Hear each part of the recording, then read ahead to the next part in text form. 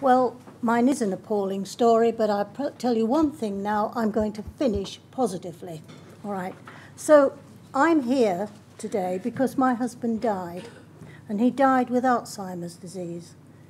He was a lovely man. He was kind and gentle, and I loved him to bits. He was hugely successful in his job of making and designing Yorkshire cloth.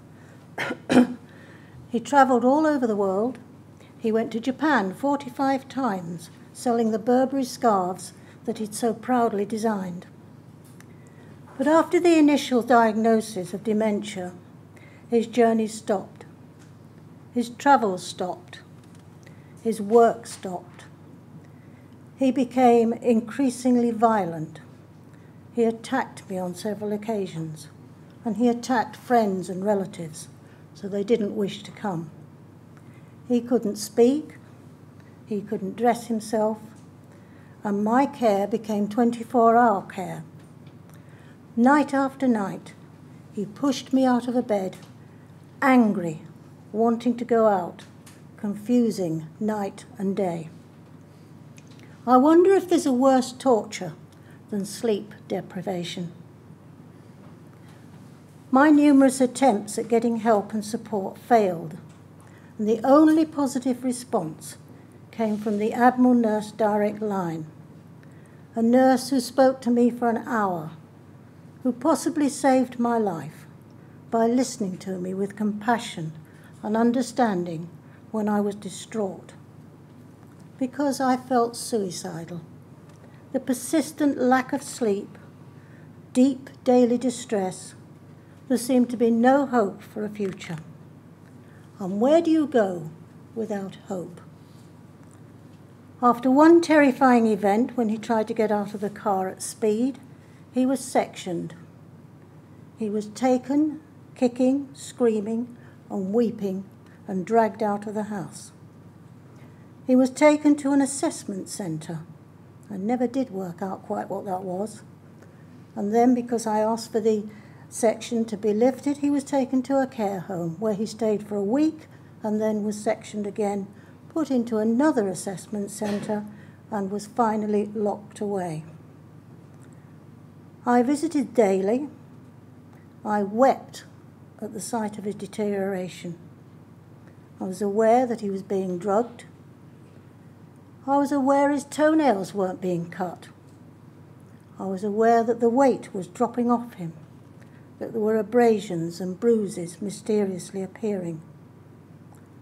And then one day, I got a phone call. Finally, one of the injuries, had given him septicemia. He was admitted to Pinderfields Hospital in Wakefield, our local hospital. It's moved now, the hospital, to shiny new buildings with fewer beds. But during our months when we were there, watching John die, it was in a gothic, shabby, red brick building that I later rejoiced to see demolished and turned into a car park. On arrival at the hospital, he was left in accident and emergency.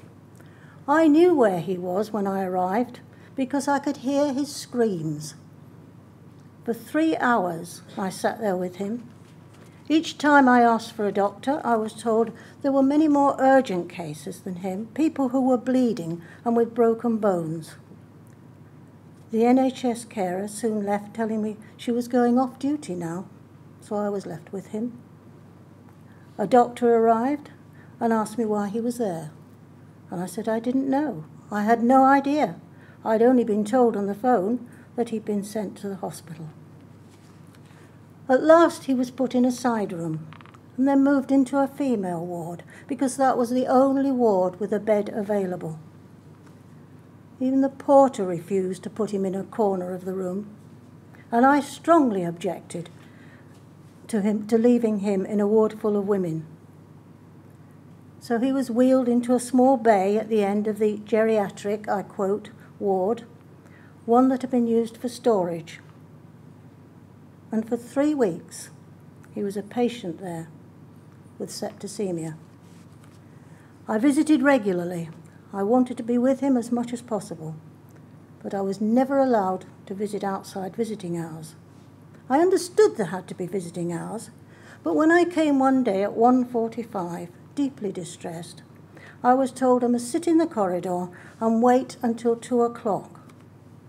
I begged and said, "Please let me be with him. I'm sure he's dying." So are lots of the other patients on this ward, I was told. I mistakenly thought that all elderly care nurses would have knowledge of dementia. I was wrong. Walking down the ward on one occasion, I saw a nursing auxiliary pushing an old man who was shouting and distressed, pushing him onto the bed. It was very clear to me that he had dementia. Later she came to the bedside where I was sitting with John. "Did you see that nasty old man and hear him swearing at me?" she said. I looked at her and I pointed and I said, "Do you see this man here? He's my husband. He is dying. He has a horrible, nasty disease. He is not a nasty old man." But the nurses there then were too busy to think about this distinction. So after a week of sitting at John's bedside, I was looking through the binder of medical notes. I don't know where David is, but I'd picked up the medical notes and read them. The first sheet said, "Dying adult pathway." Dying adult what? I thought. I hadn't been told he was dying, although of course I suspected, and I'd been told nothing about a pathway, nor what it meant. A lot more talked about it now. Was this why, I wondered, every time I arrived and found the drip disconnected and pointed it out, it was hurriedly put back on again?